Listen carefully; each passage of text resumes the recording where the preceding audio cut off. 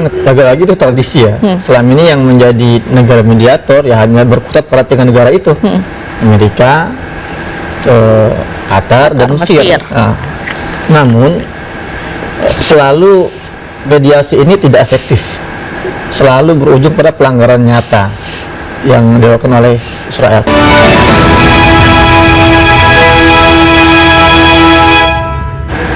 Anda kembali di The Prime Show pemirsa. Puluhan anak Palestina meninggal dunia akibat kekurangan gizi akut atau malnutrisi di Gaza di bawah blokade Israel sejak Oktober 2023. Akibat blokade Israel tersebut, beberapa wilayah di Gaza kekurangan pasokan makanan hingga susu untuk bayi.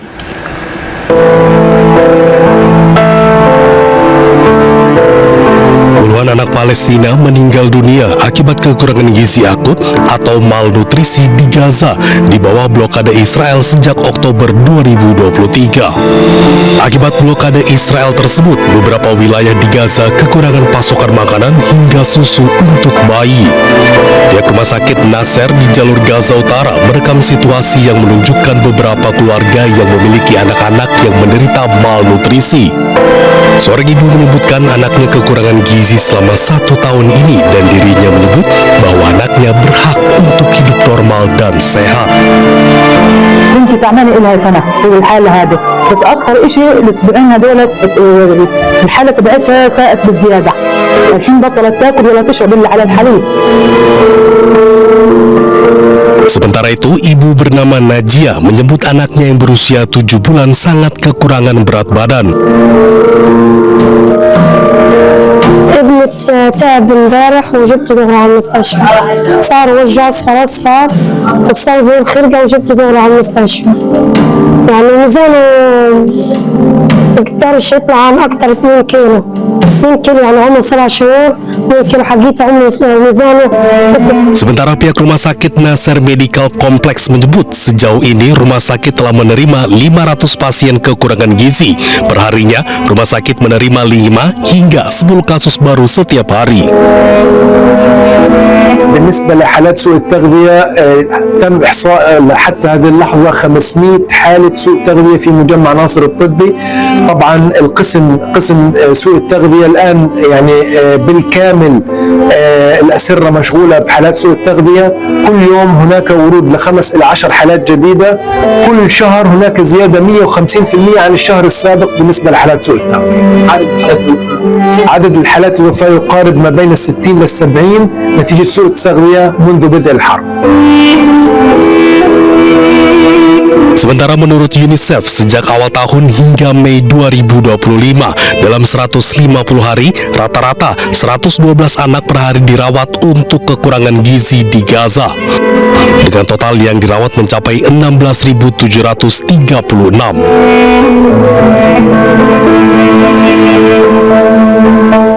Pemirsa, kita akan lanjutkan perbincangan kali ini. Pak Agung, rencananya Trump dan Netanyahu akan bertemu Senin pekan depan. Nah, kira-kira akan bahas apa? Apakah implementasi gencatan senjata, skema gencatan senjata akan seperti apa kira-kira?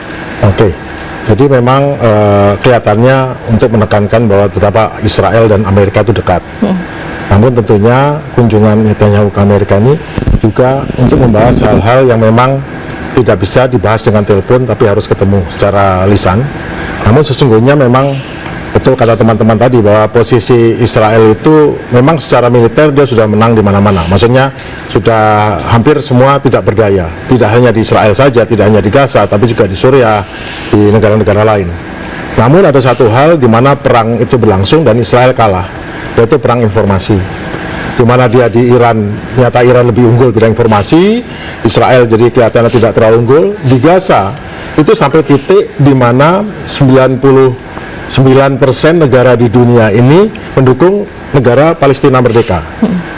Hanya Amerika yang memveto itu.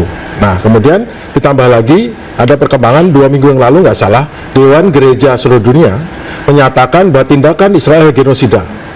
Nah, selama ini dengan prinsip Judeo-Kristiani, kebanyakan orang-orang di negara barat itu yang melihat Israel itu sebagai negara memang seperti disebut di dalam kitab suci, negara yang ini. Tetapi begitu Dewan Gereja menyatakan itu, jadi sebagian terbuka dan bahwa Israel itu bukan negara suci, negara baik saja, ini juga sama jahatnya dengan negara lain yang diklaim sebagai negara jahat. saat dunia itu multipolar itu itu nggak bisa lagi seperti situasi bipolar zaman Perang Dingin. Zaman Perang Dingin itu bila satu pihak membantu Afghanistan, maka contohnya Soviet Afghanistan, maka Amerika membantu lawannya. Dengan pula seperti di Vietnam, saat Amerika sedang bertemu sana, Soviet dan Cina membantu sebaliknya. Tapi begitu negara dunia ini adalah dunia yang satu, hanya monopolar atau negara hanya satu yang berkuasa seperti Amerika, maka biasanya cenderung negara tersebut akan melakukan hal yang overextension. Artinya apa? Hal-hal yang sebetulnya bukan kepentingan nasionalnya menjadi kepentingan nasional. Karena apa? Karena begitu dia berkuasa, maka dalam negerinya merasa bahwa negara kita ini negara yang oke, jadi langsung sekarang mengejas, jadi nggak ada balance of power. Jadi yang baik dan buruk itu adalah menurut persepsi Amerika. Nah, selama ini Israel ada pihak yang baik, yang melawannya adalah pihak yang buruk. Namun pada saat dunia sekarang sudah menggeser ke multipolar, di mana Rusia dan Cina sudah mulai bangkit sebagai negara dengan kekuatan ekonomi dan kekuatan militer yang naik lagi, dan Amerika mulai decline, maka mereka tidak bisa mengabaikan karena pengaruh Rusia dan Cina, dan ternyata ketergantungan dunia yang pada saat Amerika menang perang dingin, itu dunia menjadi bisa ditentukan Amerika, sekarang tidak lagi. Dengan adanya BRICS dan lain sebagainya, maka baik dan buruk itu sudah nggak hitam dan putih, sudah ada abu-abu. Ini yang menyebabkan mungkin di Washington sana para strateginya itu udah berpikir bahwa ini harus di stop nih, nggak bisa nih pembantian ini. Dulu pembantian itu adalah bela diri, tetapi pada saat ada batas tertentu ini udah nggak bela diri lagi, ini betul pembantian. Nah, ini harus dihentikan. Dan Israel tidak tahu bagaimana menghentikan ini. Ya kembali ke Paman Sam. Ya Paman Sam bilang ini harus henti. Nah, sekarang akhirnya Netanyahu juga bisa bilang sama rakyat Israel ataupun pemilihnya ataupun partai-partai ini, saya nggak berdaya nih, saya diminta sama Trump untuk berhenti, kamu berani lawan Trump untuk ini. Nah, artinya ini jalan keluar juga bagi Israel untuk menghentikan kegiatan ataupun tindakan-tindakan yang jelas merusak nama baik. Karena apa yang diinginkan Israel adalah security. Apakah tindakan dia di Iran ataupun di Gaza ini meningkatkan security Israel? Jelas tidak. Ini jelas security, seperti disebutkan kawan kita, security untuk Netanyahu dalam politik. Karena perang apapun itu harus singkat. Kalau tidak singkat, bertele-tele, jadinya sudah bukan itu, karena jadinya pembantaian. Itu dalam sejarah menyatakan bila suatu pihak tidak berhasil mencapai tujuannya, maka kelanjutannya biasanya pembantaian atau genosida. Baik. Itu aja. Terima kasih. Baik, Pak Faisal Assegaf setuju dengan pernyataan dari Pak Agung tadi? Ya, saya kira apa yang dilakukan Israel selama ini di Gaza 3 bulan lagi akan 2 tahun, kemudian juga mereka dengan bebas menyerang Lebanon, menyerang Suriah, menyerang Yaman, kemudian juga bisa menyerang wilayah kedaulatan Iran. Saya kira ini menunjukkan bahwa harus mulai ada evaluasi oleh negara-negara yang memang masih ingin hukum internasional ditegakkan, hak asasi manusia, terus nilai kemanusiaan dihormati, yaitu ya mulai harus dievaluasi apakah masih perlu keberadaan hak veto di Dewan Keamanan, karena kita tahu selama Amerika masih mendukung Israel tanpa syarat, ya artinya nasib bangsa Palestina tidak akan pernah berubah. Jangankan berbicara tentang kemerdekaan, dunia sekarang tidak bisa menghentikan kejahatan kemanusiaan, kejahatan perang, genosida yang sedang dilakukan oleh Israel sejak awal Oktober 2023.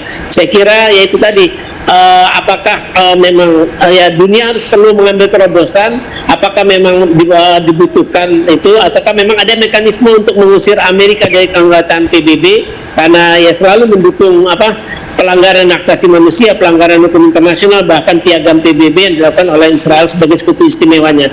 Atau juga skenario kedua adalah ini juga mustahil. Yang pertama juga agak sulit, apakah memang berniat seperti itu negara-negara yang masih mencintai kemanusiaan dan hukum internasional.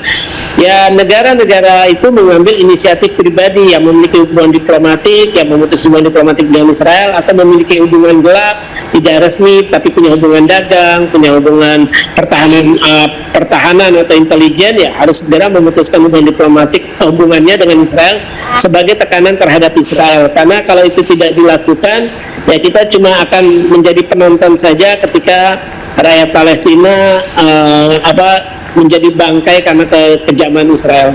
Baik, Mas Hussein, kalau kita dengarkan juga dari pernyataannya Trump ini kan menegaskan bahwa Qatar dan Mesir ini akan bertindak sebagai penyalur proposal kepada Hamas terkait dengan gencatan senjata.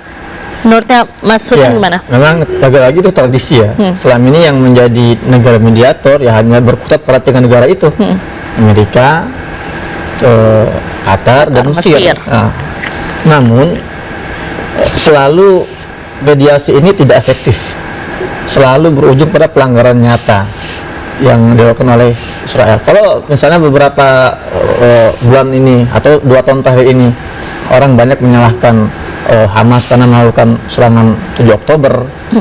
Nah, sebetulnya kalau kita melihat ke belakang, itu agresi sebelumnya itu selalu dimulai oleh Israel. 2012, 2008 mereka melakukan serangan brutal, membunuh satu akademik kepolisian di Gaza dan sipil. Kemudian 2012 mereka serang lagi, 2014 mereka serang lagi. Mereka yang memulai, tapi nggak pernah ada yang membahas masalah itu. Nah, dia para pejuang Gaza melakukan 7 Oktober sebagai bentuk preventif pembalasan. Dan mereka juga sebetulnya beberapa bulan sebelum 7 Oktober itu ada serangan mematikan terhadap gerakan jihad Islami, gerakan perlawanan nomor 2 di Gaza. Dan sampai ada informasi intelijen kepada gerakan Hamas bahwa Hamas pun akan dibegitukan. Jadi mereka mengambil langkah awal dengan menyandra para tawanan untuk kemudian dijadikan bergening di situ. Namun yang ingin saya katakan di sini, kita harus merevolusi sebetulnya bagaimana pengawasan terhadap ceasefire mendatang itu tidak bisa diserahkan kepada Amerika lagi, kepada Qatar lagi dan Mesir lagi. Maka alangkah baiknya civil society mulai ikut mengawasi. Pemerintah, mohon maaf ya, sudah banyak sekali mengecewakan, sudah banyak sekali menunjukkan kelemahan di situ. Maka harapan saya ke depan ada gerakan masif dari civil society grassroots di masing-masing negara. Indonesia misalnya, ya, meskipun kita dari jauh tidak sebagai mediator lain, tapi kita bisa menekan pemerintah, mengawal pemerintah untuk ikut terlibat dalam mengawasi ceasefire permanen ini. Dan kita grassroots Indonesia bisa berkomunikasi dengan grassroots di Timur Tengah karena hubungan kita baik kan, untuk juga sama-sama mengawas. Pokoknya ini sudah terlalu berlebihan, kehancuran ini benar-benar masif dan tidak bisa ditolerir. Kita tidak ingin melihat ada kegagalan ceasefire ke depan, dan kita tidak mau ada pelanggaran-pelanggaran dari pihak Israel ataupun Amerika terhadap komitmen ini. Baik, kalau negara yang paling tepat mungkin untuk menengahi konflik ini kira-kira siapa, Mas? Sebetulnya nggak bisa satu negara. Jadi tapi harus bareng-bareng civil society itu. Beberapa negara, karena yang terlibat di sini bukan hanya Israel dan Palestina. Saya ingin tekankan di sini, saya sudah banyak menekankan di berbagai forum. Kalau kita masih memandang masalah di Palestina itu masalah politik dua negara antara Israel dan Palestina semata, maka kita selamanya akan keliru. Selamanya kita akan keliru mencari solusi dan melihat outputnya. Baik. Nah, saya kuliah di Gaza, diploma judulnya tuh Israel Affairs. Jadi saya mempelajari Israel dari semua dimensi, sejarah, budaya, politik, sosial, ekonomi sampai militernya. Dan kita temukan di situ fakta bahwa Israel ini bukan sebatas negara. Kalau kita menggunakan narasi Profesor hubungan internasional di Universitas Essex di Inggris, Israel is not a state. Israel is Western colonial project atau Western colonial strategic project. Jadi ini adalah proyek strategik kolonial Barat. Kita nggak bisa melihat Amerika dan Israel sebagai dua hal yang terpisah. Jadi nggak bisa. Satu kesatuan. Itulah kenapa ketika Israel melawan Gaza, yang panik kan Amerika, Inggris, Prancis, Jerman. Karena ini proyek bersama, proyek kolonial Barat bersama untuk menjaga hegemoni mereka di kawasan itu. Baik. Lalu Pak Agung, kalau kita lihat gencatan senjata di Gaza, kalau misalnya memang itu terwujud, Israel kira-kira akan menyerang sekitarnya atau tidak? Seperti baru-baru ini juga kemarin menyerang Lebanon, atau mungkin balik serang Iran lagi. Tapi kita tahan dulu, usai jeda kita akan kembali. Pemirsa The Prime Show masih akan kembali usai jeda, tetaplah bersama kami.